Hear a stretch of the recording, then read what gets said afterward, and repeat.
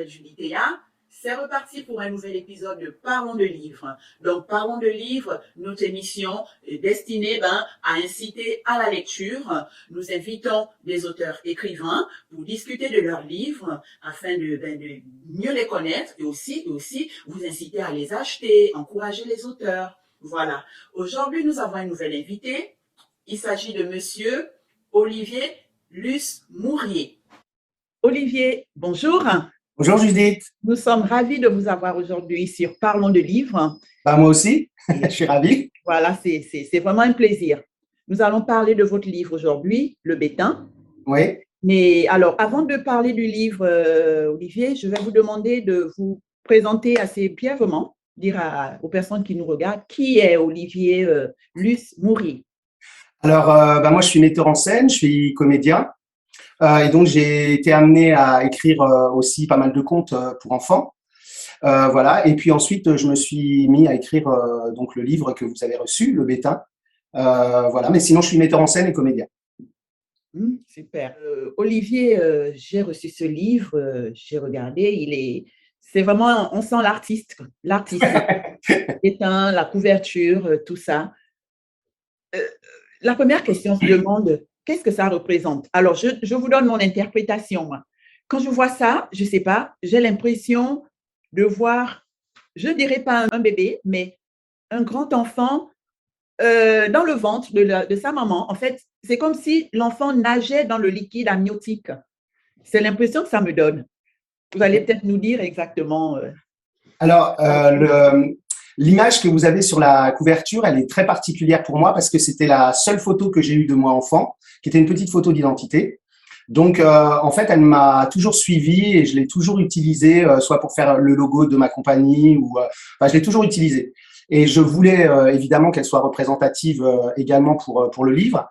Alors, ça pourrait effectivement être une photo d'un bébé qui est dans le liquide amniotique, parce que de toute façon, tout tourne autour de la mère, de l'enfance, etc. Il y a aussi, si vous avez remarqué, comme une sorte de puzzle dessus, qui fait aussi un petit peu robot. Tout à fait. Et ça représente pour moi, en fait, la fracture de l'enfance et cette espèce de puzzle à reconstituer qui fait partie de l'histoire aussi du livre. Super, super. En tout cas, c'est vraiment un beau livre, hein, bien fait. Et bien sûr, il y a au-dessus, si vous regardez bien, il y a une éclipse totale de soleil qui est l'éclipse donc qui a eu lieu en 1999 et qui a été le grand déclencheur en fait de toute mon histoire que je raconte au travers du livre. Au travers du livre. D'accord. Alors, pour en venir, moi je sais, j'ai lu l'histoire. C'est profond, c'est fort. Qu'est-ce que vous dites aux personnes qui nous regardent? De quoi parlez-vous dans ce livre? Alors, ce livre, en fait, c'est un témoignage que je voulais faire pour des jeunes adultes, des adolescents, voire même des enfants. Si un jour ils tombent sur ce livre et qu'ils vivent un petit peu ce genre de mésaventures, de leur dire que en fait c'est pas une fatalité ce qui leur arrive et qu'on peut créer, faire des choses et qu'on peut faire en sorte que sa vie soit jolie et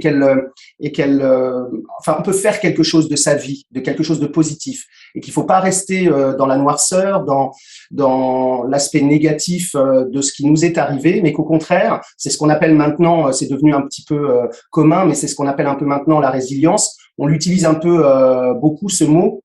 Mais il a une vraie signification. Il y a beaucoup d'artistes qui sont des résilients. Et le livre est un témoignage vraiment pour que les gens comprennent que voilà, c'est pas une fatalité quelquefois quand il nous arrive des choses extrêmement violentes dans nos vies. C'est poignant comme récit. À vous regarder aujourd'hui, je me dis, comment un enfant qui a vécu tout ce que vous avez vécu, hein, il faut vraiment lire le livre pour tout comprendre, les violences psychiques, physiques. Comment, comme vous dites, ne soyez pas fataliste, pas de victimisation. Qu'est-ce que vous dites aux jeunes qui, effectivement, traversent peut-être le même problème que vous avez eu avec des parents, je ne dirais pas, c'est presque le mot indigne, des parents violents. Qu'est-ce que vous leur dites? Comment vous en êtes-vous sorti? Je pense que moi, depuis que je suis bébé, puisque évidemment j'ai dû faire une analyse qui a été assez longue, qui a duré 10 ans.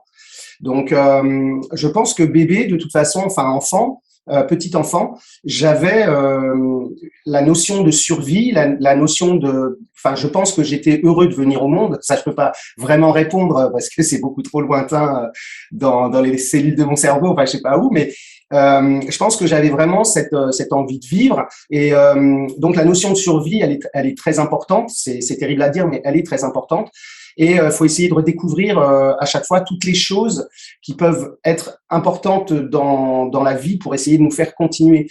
Moi, heureusement, je suis parti sur Paris puisque j'habitais en province parce que je voulais être danseur à la base. Et ensuite, j'ai rencontré des gens. Alors, évidemment, j'ai rencontré des gens pas très bien, mais j'ai rencontré aussi des gens vraiment formidables qui m'ont aidé en fait à me structurer et à me canaliser dans l'énergie que j'avais, dans la révolte que j'avais, dans la colère aussi que j'avais, parce que j'ai découvert très tardivement que j'avais une colère énorme en moi. Et j'ai essayé vraiment d'en faire quelque chose pour mon art, c'est-à-dire que ce soit dans les mises en scène ou en tant que comédien, etc. Moi, je pense que c'est très important pour les gens qui vivent des choses extrêmement violentes de se trouver quelque chose qu'ils aiment, que ce soit au travers, oui, au travers du sport, que ce soit au travers de l'art, et vraiment de le développer le plus possible, même si ensuite ils changent de voie et qui vont vers, puisque moi je voulais être danseur et je suis devenu comédien complètement, c'est le hasard de la vie parce que j'ai fait une rencontre merveilleuse avec ma prof de théâtre qui m'a appris que les mots en fait étaient beaux et qu'on pouvait en faire quelque chose. Donc j'ai découvert le théâtre comme ça. Donc vraiment, si les jeunes qui vivent ce genre de choses ont une passion, ça peut les aider justement à se construire et à faire quelque chose de positif dans leur vie. Mhm. Tout à fait. Vous parlez beaucoup de votre jumeau dans le livre. Oui, oui. Je me suis posé la question. Vous dites, vous avez eu la chance de vivre, voilà, et c'est votre jumeau qui, en fait, n'a pas eu cette chance qui est passée. Mais quand même, vous parlez beaucoup de lui dans le livre. Est-ce que, pour vous, je me suis posé la question, je me suis dit, est-ce qu'il vous arrive, enfin, dans ces moments-là, peut-être même aujourd'hui, il vous arrive de considérer votre jumeau qui est parti comme votre ange gardien, ou alors, en grandissant, avec tout ce que vous subissiez, vous vous disiez, ah, si mon jumeau avait survécu, au moins on serait deux, on ferait équipe. Voilà. Je pense qu'il a toujours été là. Depuis que je suis tout petit, en fait, j'ai pas eu comment dirais-je, d'éducation religieuse, mais curieusement, depuis que je suis enfant, il y a parce que j'ai su très tardivement que j'avais un jumeau, en fait. Je l'ai su vraiment très, très tardivement. Mais moi, enfant, en fait, c'était comme si j'avais quelqu'un qui était à côté de moi et qui était toujours là pour me protéger, enfin, qui me voyait, qui était avec moi. Et donc, plus tard, beaucoup plus tard, j'ai découvert que j'avais eu un jumeau ou une jumelle, je ne sais pas. Et en fait, c'est curieux parce que je ne suis pas pratiquant, mais c'est vrai que ça a toujours été mon ange gardien. Ça a toujours, dans ma tête, je me suis toujours dit, il ou elle est là, avec moi, il ou elle m'accompagne, quoi que je fasse, il me voit, il me regarde, il m'aide. Donc, je sais que là, on parle de choses un peu spirituelles, mais c'est vrai que j'ai toujours eu le sentiment qu'il y avait lui ou elle qui était avec moi. Et d'ailleurs, je parle beaucoup de Peter Pan dans le livre. Alors, il y a cette notion de fée clochette, un petit peu comme ça, et il y a aussi cette notion d'ombre, puisque à un moment donné, Peter Pan, dans l'histoire, il perd son ombre. Ben, c'est un petit peu ce que je ressens aussi quelquefois. Je me dis, qu'est-ce que ça aurait été si j'avais eu mon frère ou ma sœur, enfin, comment on aurait vécu, comment on aurait partagé les choses, est-ce qu'on aurait été vraiment comme deux jumeaux indissociables, ou est-ce qu'on aurait été avec nos propres personnalités. Ce qui est étonnant, c'est que j'ai rencontré beaucoup de gens dans ma vie qui ont des jumeaux ou des jumelles. Donc ça m'a toujours beaucoup touché. Oui, oui, c'est sûr. Avec votre enfance, quand on lit tout, une enfance tellement, vous étiez tellement solitaire, toujours enfermé dans votre chambre, tout ça. Du coup, bon, c'est vrai que si vous aviez été deux. Je pense qu'on était quand même deux, puisque je parlais beaucoup tout seul. Voilà, il y avait les jeux étaient faits comme si j'avais quelqu'un en face de moi. Après, c'est vrai que dans la manière que j'avais de parler, etc., c'était plus de la colère et de la frustration qui ressortait comme pour se venger, en fait, au travers du tiers que j'imaginais en face de moi, de ce qu'on me faisait subir. Donc, je sais pas si c'était vraiment le jumeau qui était là, mais en tous les cas, il y avait un tiers. Et, euh, et oui, oui, c'est compliqué l'enfermement. C'est aussi pour ça que j'ai voulu, dans le livre, en parler. C'est que c'est une notion terrible que les gens ne peuvent pas imaginer.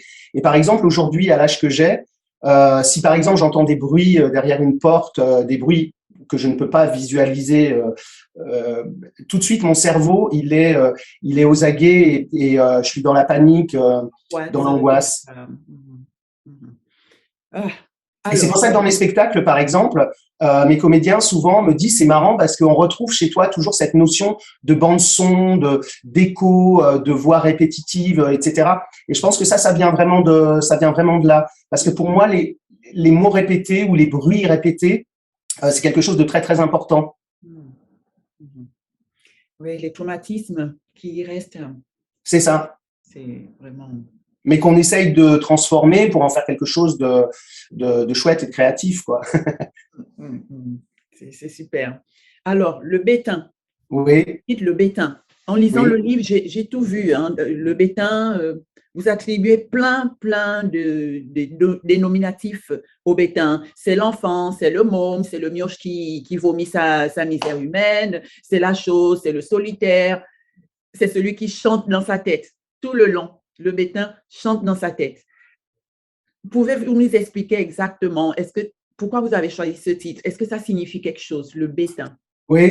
En fait, c'est un terme argotique, qui est de l'argot de Reims, là où j'ai grandi. Et en fait, ça veut dire, en gros, ça veut dire un abruti, un attardé, quelqu'un de bête, enfin quelqu'un qui est, oui, enfin, qui est bête, quoi, en fait. Et c'est pour ça que je voulais prendre ce titre-là parce que je le trouvais très fort, évidemment, pour moi. Et en fait, c'était aussi une manière d'expliquer aussi aux gens que vous avez des parents qui font en sorte que leurs enfants soient des choses, et en fait, on leur attribue une bêtise ou un handicap, alors qu'en fait, ils n'en ont pas. Et c'est ça qui est terrible. C'est-à-dire qu'on fait croire à un enfant, alors qu'il a toutes ses capacités, mais que c'est simplement parce qu'en fait, on le rabougrit, on le réduit, mais lui, il a toutes ses capacités, évidemment qu'il ne peut pas développer, puisqu'on le met dans un contexte ou dans un système où il ne peut pas se développer. Et ensuite, on lui dit, tu vois, t'es bête. Mais en fait, non, pas du tout, il n'est pas bête.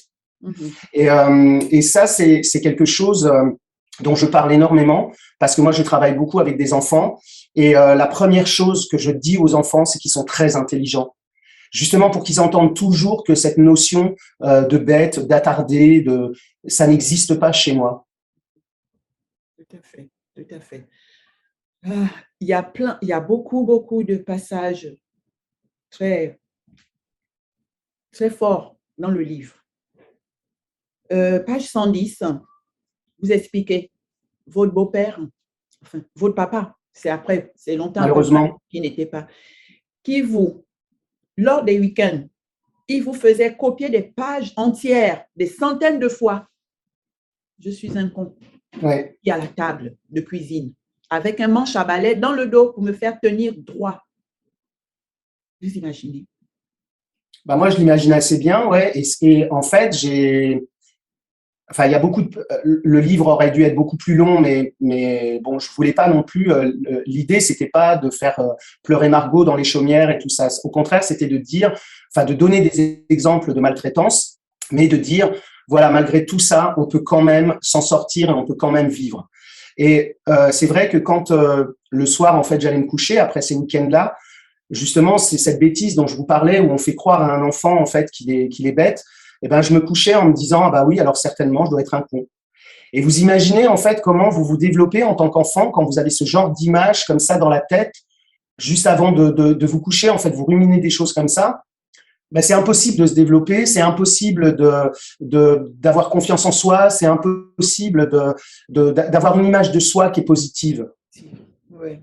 Du coup, c'est ce que vous expliquez dans le livre, vous grandissez comme ça, manque d'assurance, vous avez une piètre idée de vous-même. Oui, Et ça se répercute aussi bien sur le psychique que sur le physique. absolument. Ouais. Et alors, 13 mots 13 mots vous font prendre conscience.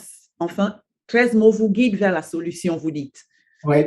C'est ça. C'est-à-dire que j'étais en formation d'acteur et puis bon, je sentais que j'allais pas très très bien, que j'avais un caractère très particulier, que souvent c'était pas que j'étais rejeté des gens, mais un peu incompris, que j'étais un peu hors norme.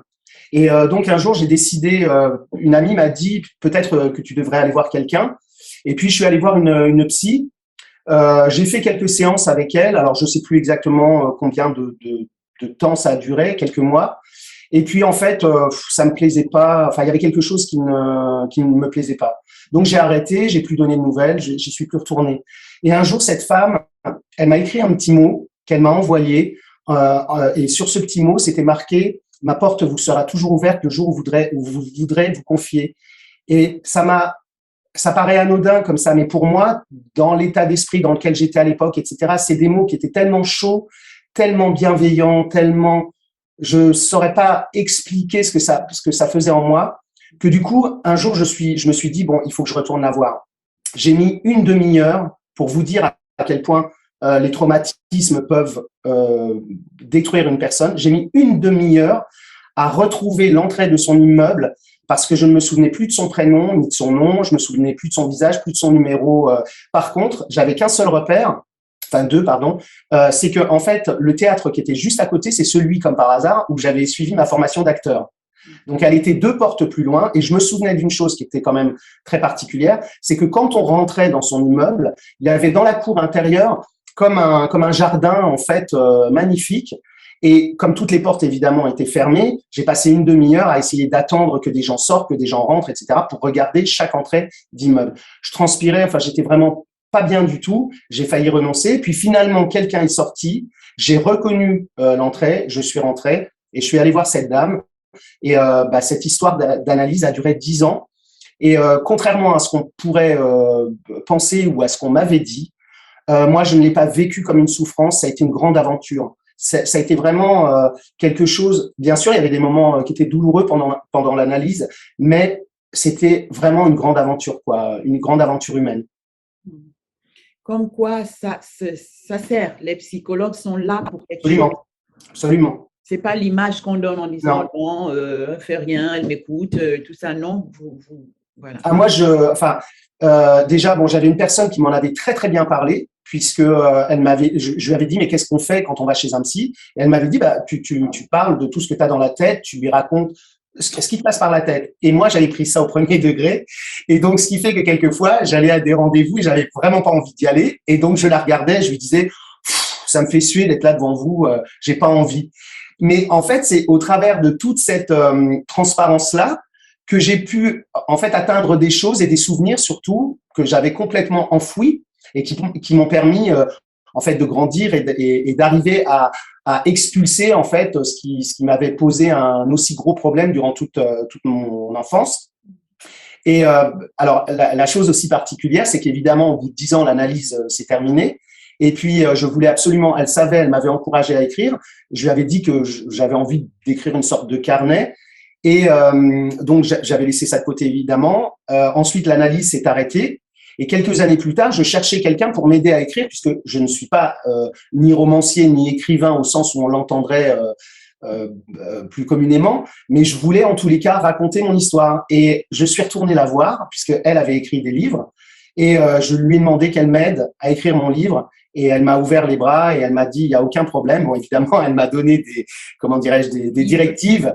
Voilà, et on a travaillé ensemble pendant 3 ans, et ça a été vraiment une deuxième aventure extraordinaire, parce que justement, ça avait été très douloureux pour moi d'arrêter ce travail avec elle, analytique. Elle prenait sa retraite. Bon, je suis allé jusqu'au bout de mon travail, mais malgré tout, vous livrez pendant 10 ans, je ne sais pas si vous imaginez, à raison de 2 fois par semaine, vous livrez des choses tellement intimes que c'est pas une amie, mais c'est quelqu'un qui est là avec vous, que vous portez en vous, qui connaît plein de choses de vous. Enfin.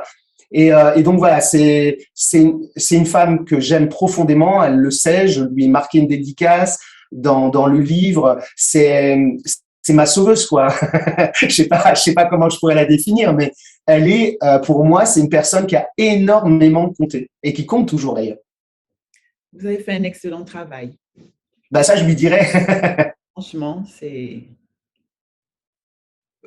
Alors, vos parents, avec le Oui, recul maintenant, oui, votre maman particulièrement, parce que bon, le il, d'après oui, vous ne nommez jamais la personne, non. ou c'est il tout le long du récit. C'est que le personnage est tellement machiavélique que, hein, avec du recul, pour votre maman, quel sentiment maintenant?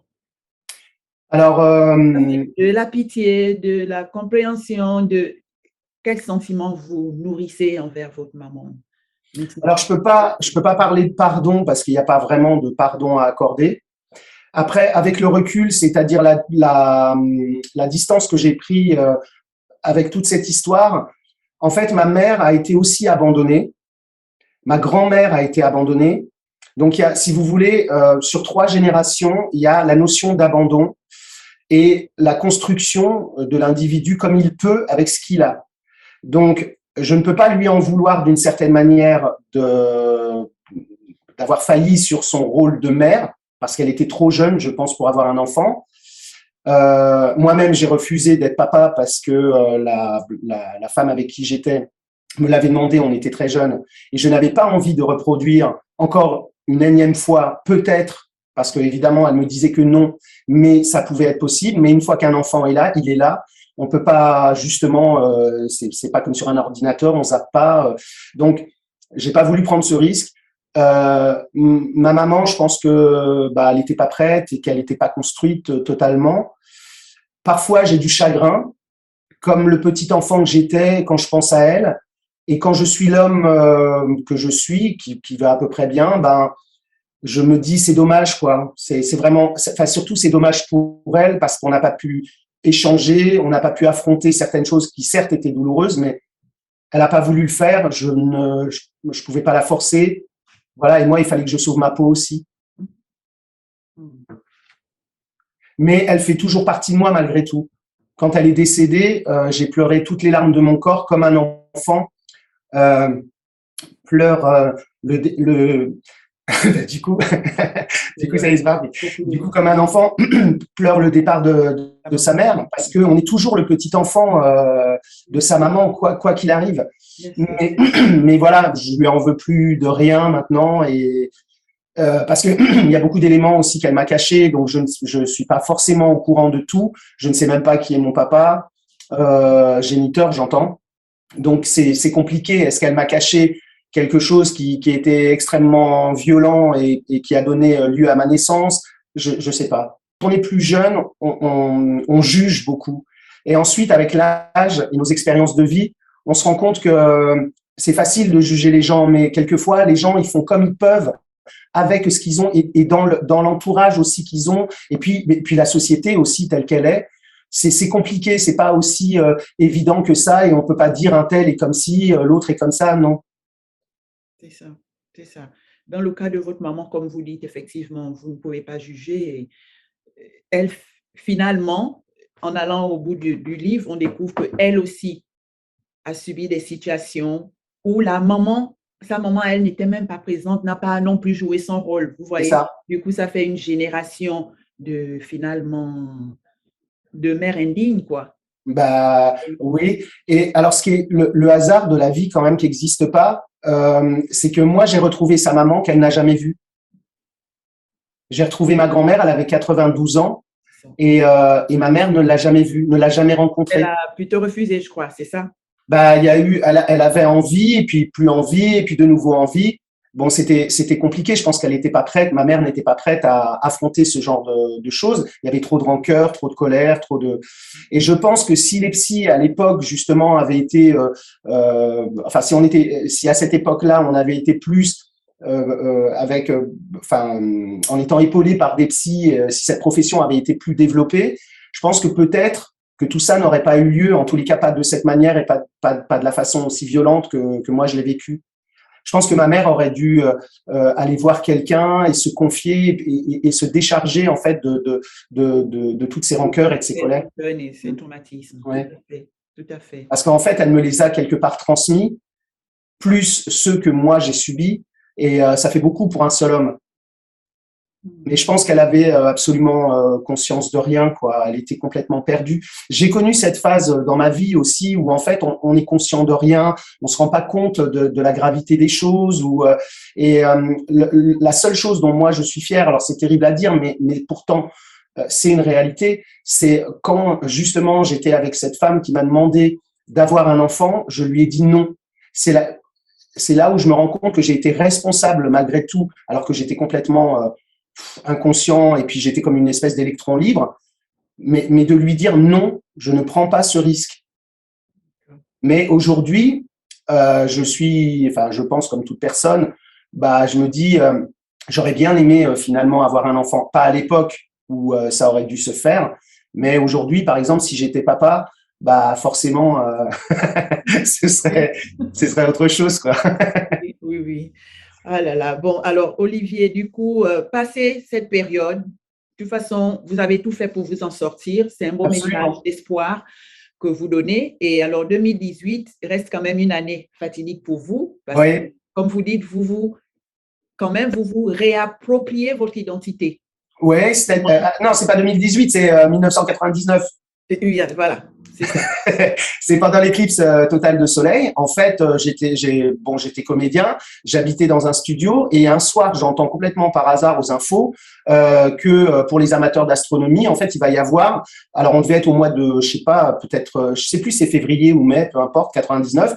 Et j'entends qu'il va y avoir la dernière éclipse totale de soleil du siècle. Et je ne sais pas comment vous dire. J'étais comme un animal préhistorique. J'ai eu une peur, mais je me suis dit, mais finalement, je ne sais rien de moi, je ne connais pas mes origines, et puis j'avais un gros souci aussi de mémoire post-traumatique, donc j'avais beaucoup de choses dont je me souvenais absolument plus.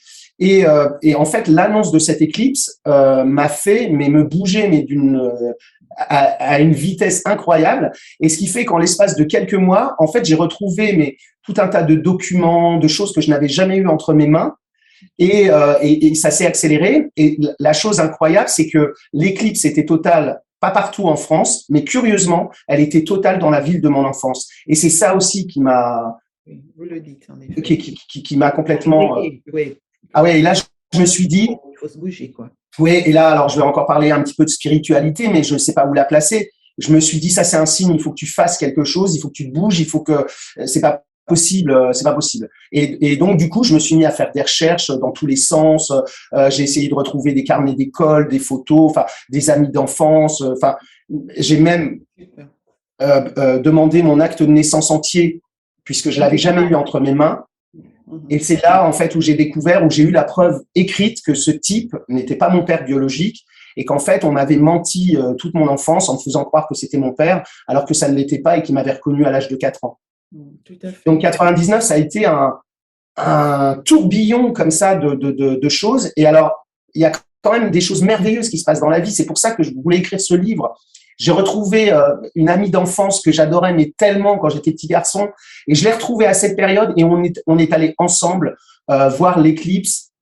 Et c'est quelque chose que je peux pas décrire aux gens parce que déjà une éclipse, c'est surnaturel. Mais dans l'état dans lequel j'étais, de retrouver cette amie d'enfance, etc., et d'être avec elle, c'était, je sais pas, c'était des signes divins. Coïncidences, ouais, voilà, des coïncidences qui ont des significations. Ouais, et donc 99 a été une année incroyable pour moi, quoi. Et puis ensuite, bah, le travail analytique, le travail de la mémoire aussi, parce que on n'en a pas parlé beaucoup, mais j'avais en fait des problèmes de mémoire post-traumatique, c'est-à-dire que il y avait beaucoup de choses dont je ne me souvenais absolument plus. De toute façon, tous les détails sont dans le livre. Ouais. C'est pour ça qu'on invite les lecteurs, lectrices, les personnes qui nous regardent vraiment, vraiment à lire ce livre parce que il est tellement intéressant. C'est Olivier. Olivier, en fait, nous ouvre son jardin secret, quoi. Donc, on en vient, hein, comme vous dites, le message que vous passez aux personnes, c'est quels que soient vos problèmes, vos situations, ne vous laissez pas abattre. Il y a toujours une issue de sortie. Il faut aller la chercher. Vous voyez l'issue de sortie. Et donc, maintenant, Olivier, vous nous dites ce que vous faites maintenant, quels sont vos projets, voilà. Alors, ben justement, mes projets. Bon, là, je suis sur 2 spectacles de Noël pour des enfants. Puisque à chaque Noël, en fait, je monte des spectacles musicaux pour enfants, donc pour les petits 3-6 ans et puis pour les grands 6-12 ans. Donc, curieusement, et ça va être le dernier d'ailleurs que je vais monter, curieusement, celui des 6-12 ans, c'est une adaptation personnelle du conte de Peter Pan. Et sinon, du livre, j'ai tiré une pièce donc qui porte le même titre. Par contre, qui va pas du tout être, qui va pas raconter toute ma vie, etc., mais qui va se sacraliser, parce que là, il fallait quand même une dramaturgie, sur l'éclipse totale de soleil. Et donc, il y a la révélation du secret de cet enfant le jour de l'éclipse totale de soleil. Et comme je ne voulais pas qu'il y ait un vrai petit enfant sur scène, parce que je ne voulais pas que les gens, comment dirais-je, portent enfin, voient des traits, un visage, etc., réel, j'ai fait construire donc en Suisse un pantin articulé qui sera en fait le petit garçon en question. Wow. Super. Super. Alors, c'est Chavo? Ah non, Chavo, c'est un conte que j'ai écrit en 2018 et qui racontait l'histoire d'un petit garçon qui naissait d'un couple de gitans et d'un éclat de lune. Et en fait, quand il arrivait au monde, il était complètement différent des autres enfants puisqu'il avait la couleur de la lune et il était rejeté donc dans sa communauté. Et ce conte-là, curieusement, a fait ressurgir chez moi, en fait, toute cette histoire d'enfance. Donc Dieu sait que le conte a beaucoup beaucoup plu et Dieu sait que moi j'ai beaucoup beaucoup pleuré, mais c'était libérateur, c'était vraiment c'était top. Et Chavo en langage gitan, ça veut dire petit enfant. Et donc voilà, Chavo, ça a été vraiment un vrai révélateur de beaucoup de choses aussi, ouais. Ah ouais, imagine. Esprit de lune. Oui, Chavo, esprit de lune, puisqu'il est né à la fois de parents gitans et d'un éclat de lune, et il y a un contrat assez machiavélique avec la lune qui, comme elle ne peut pas avoir d'enfant, qu'elle ne peut pas porter d'enfant, en fait, va demander à la gitane qui met au monde ce petit garçon de lui livrer quand il aura 7 ans. Voilà, et après, il y a toute une histoire sur la recherche du papa, etc. Beau spectacle. Et alors, où est-ce qu'on les voit, les spectacles? Est-ce qu'il y a des dates? Alors, en fait, c'est particulier parce que je les monte dans la commune où j'habite, qui est une commune de 89 000 habitants quand même, donc qui se trouve à Asnières-sur-Seine, et donc c'est au Grand Théâtre. Alors, c'est ouvert évidemment au public à certaines dates, puisque le reste du temps, c'est beaucoup pour les personnes de la ville et les enfants des écoles. Mais évidemment, s'il y a des gens qui veulent venir voir Peter l'enfant imaginaire que je monte cette année, qui me contactent par email et ils seront les bienvenus. Donc du coup, je me suis vraiment focalisé sur monter des spectacles et faire des mises en scène. Et d'ailleurs, à ce propos, Judith, je voulais vous dire que la pièce qui est créée donc d'après le livre, en fait, on fera des débats. Elle va être montée au mois de mars prochain, et on fera des débats après chaque représentation, justement avec un psy, pour que le public puisse aussi partager, parce qu'il y a certainement des gens, et ça, c'est ce que j'aimerais faire comprendre aux gens. Il y a certainement des gens qui sont témoins de certaines choses, et il faut surtout pas garder le silence. Il faut justement, quoi qu'on voit, que ça touche la pédophilie, etc., il faut absolument en parler.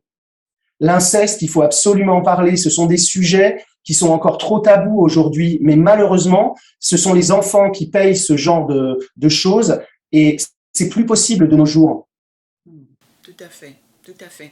Vraiment, vraiment, merci. Merci Olivier de sensibiliser sur ce genre de problème. Voici le bétain de Olivier Luce-Mourier. Et Olivier, vous dites au public où est-ce qu'on peut se le procurer? Alors, on peut le commander sur le site de la FNAC, on peut le commander sur le site d'Amazon.fr et sinon aux éditions Maya, directement aux éditions Maya chez l'éditeur. Éditions Maya, oui. Amazon.fr et ouais. Fnac.com. Ouais, voilà. C'est ça. Et sinon, Cultura aussi. Cultura, c'est un site. Cultura, c'est une chaîne en fait de magasins qui vendent des livres, enfin tout ce qui concerne la culture en fait, et sur lequel aussi on peut acheter ou commander le livre. D'accord, ben super alors. Vous aurez tous les liens en dessous de la vidéo. Vous se procurez ce livre de Olivier Luce-Mourier, Le Bétain. Vraiment, c'est un livre très poignant. Olivier, franchement, nous donne une prise de conscience sur des problèmes réels qu'il ne faut pas ignorer parce que tout autour de nous, ne fermez pas les yeux.